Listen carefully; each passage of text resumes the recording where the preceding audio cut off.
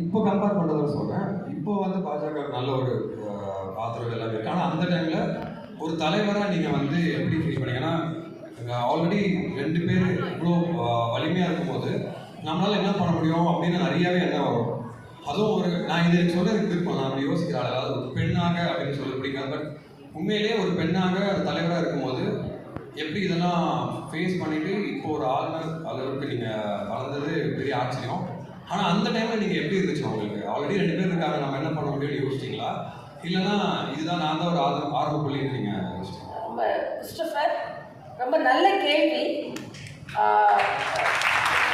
2 ஆளுமைகள் இருந்தாங்க நான் தலைவராக இருக்கும்போது. மரியாதைக்குரிய ஜெயலலிதா அவர்கள் இருந்தார்கள், மரியாதைக்குரிய கலைஞர் அவர்கள் இருந்தாங்க. அப்போ நான் ஒரு தலைவராக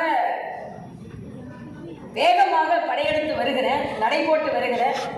ஒரு பெண் தலைவர் நடைபோடுவதை பிடிக்காமல் தான் என்னை பற்றி மீம்ஸுகள் அதிகமாக வந்து கொண்டு இருந்தது.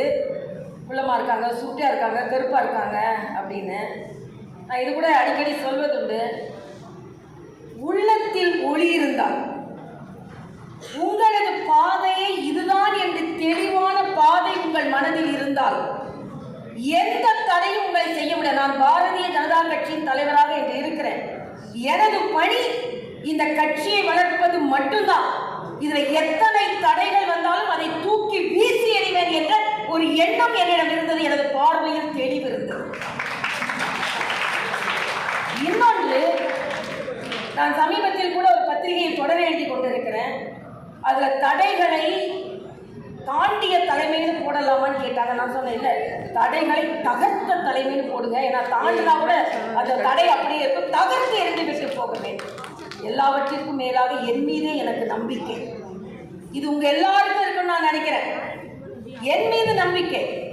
இவ்வளவு